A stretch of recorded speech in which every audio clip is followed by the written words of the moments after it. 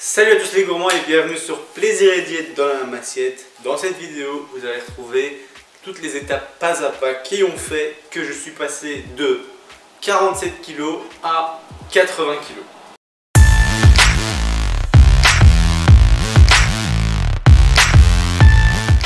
Donc je prends ma petite glace parce que bon, un petit talk sans manger ça va pas. Là, il est, pour vous mettre dans le contexte, 21h30. Je fais une petite pause dans mon travail pour vous faire une petite vidéo explicative sur ma transformation parce que ça en intéresse certains, j'ai eu pas mal de retours là-dessus et aussi tout simplement parce que je vais donner quelques petits tips et quelques petites pistes à explorer pour vous. Donc, comment ça se fait que je suis passé de 47 kg à 80 kg comme actuellement? Il faut savoir que pour préciser tout ça, avant d'être à 47 kg, j'étais à 70 kg. Mais à ce poids-là, j'étais jeune. C'est il y a 7 ans. Il y a 7 ans, j'étais en surpoids. Il y a 7 ans, j'étais aussi très jeune. J'avais 15 ans, il me semble.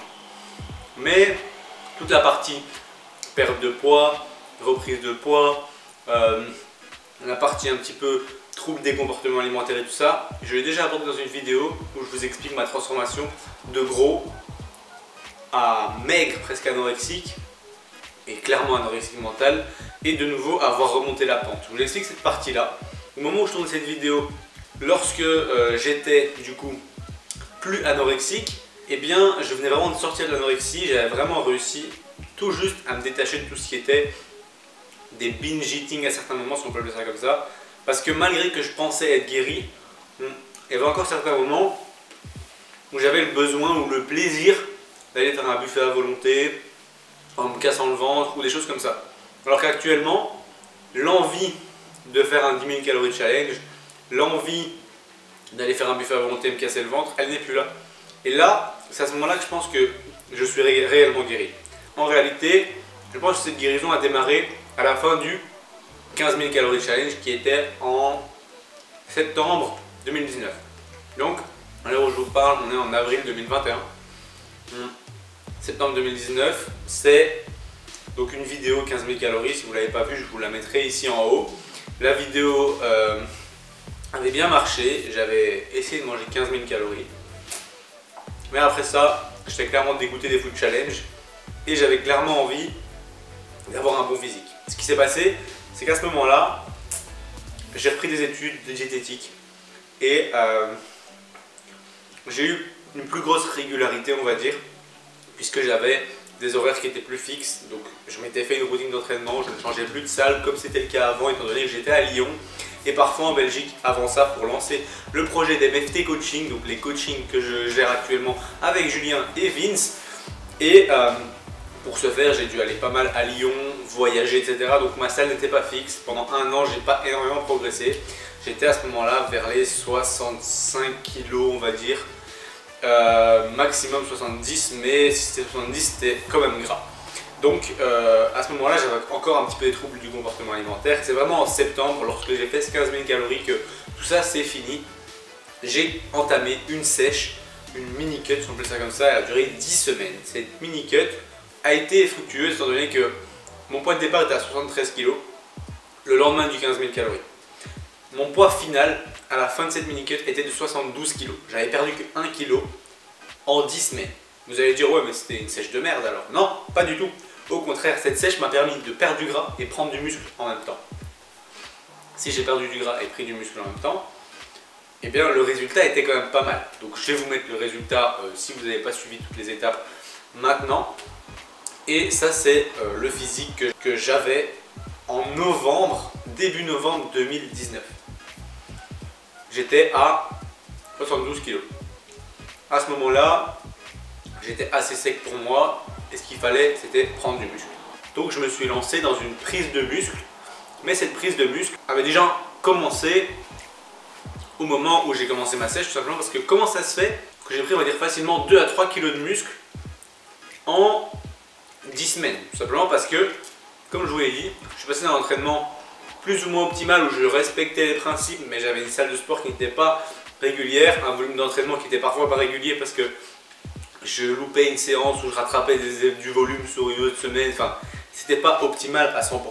Et donc quand j'ai eu ma routine, reprise des cours, etc., sèche, etc., alimentation le moins transformée possible, beaucoup de lipides aussi, c'est le moment où j'ai commencé à manger 40% de lipides dans ma diète, et bien à ce moment-là j'ai eu un boost hormonal et des performances qui ont fait exploser malgré la sèche, et surtout eh bien, c'était totalement optimal au niveau de l'entraînement, la routine ne changeait pas, j'avais mon volume, je l'avais chaque semaine et je progressais. Et ça a fait vraiment la différence, et c'est ce que nous faisons dans le cadre de nos coachings MFT Coaching. Si vous ne le savez pas encore qu'on a des coachings, je vous mettrai toujours le lien dans la description. Actuellement, on est complet, on prend des réservations pour les mois à venir, mais pour le moment, on est complet. Tous les élèves sont satisfaits, donc il n'y a pas de secret, l'optimisation, c'est la clé. Du coup, ce qui s'est passé, c'est que là j'étais à 72 kg. J'ai commencé une prise de masse maigre, tout simplement parce que j'ai essayé d'être en surplus calorique mais léger. Et je suis passé de 72 kg en novembre à 75-76 vers mars-avril. Au moment où il y a eu le confinement, mi-mars. Mais ce confinement m'a pas arrêté. Comme vous le voyez, actuellement je suis à 80 kg. Et les résultats de ma sèche actuelle, je vous les montrerai après, mais on voit nettement une progression.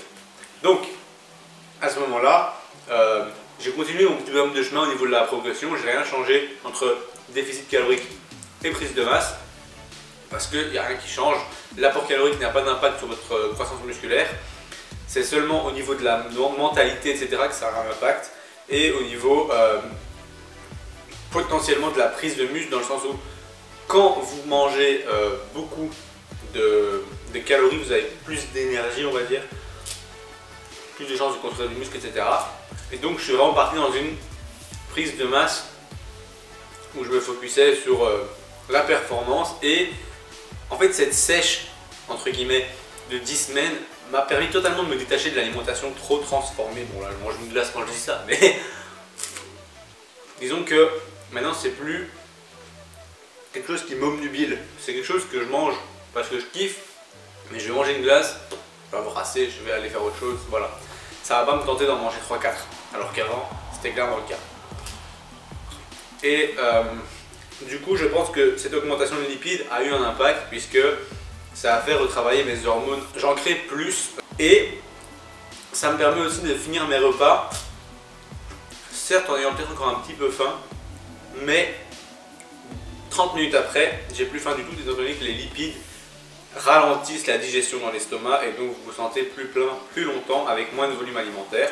Cette sèche m'a apporté beaucoup, étant donné qu'elle m'a aussi apporté la diminution du volume alimentaire, étant donné qu'avant ça, c'est un peu aussi quelque chose qui m'a fait sortir de ce trouble du comportement, je me rends compte, étant donné que je voulais toujours manger beaucoup de volume. Le volume, c'est quelque chose qu'il me fallait pour me sentir bien pendant que je mangeais, et cette sèche qui m'a un petit peu obligé à manger moins de volume, eh bien, m'a habitué à ne plus en manger de trop, et j'en ai plus envie. Donc il y a eu un peu le 15 000 calories et un peu cette sèche qui m'ont vraiment fait me rendre compte que trop de volume, c'est pas cool. Si vous voulez voir la vidéo où j'explique comment j'ai diminué mon volume alimentaire, je vous la mettrai aussi juste là, vous pourrez aller la voir.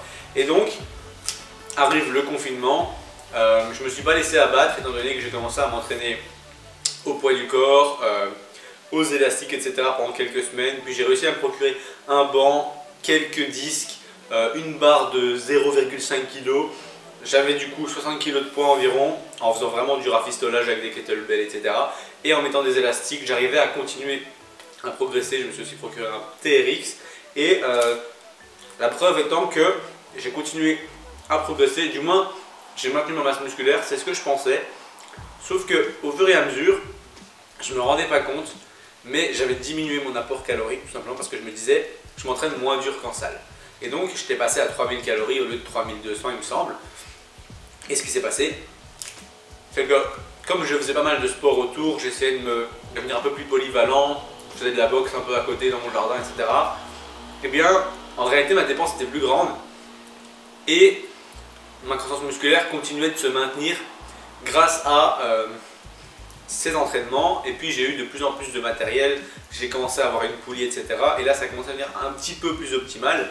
Et finalement j'ai même construit du muscle pendant ce confinement, ce qui m'a permis en plus de sécher un petit peu, étant donné que, comme je vous l'ai dit, je faisais beaucoup de dépenses et j'avais diminué mon apport calorique en me disant que les entraînements étaient moins intenses.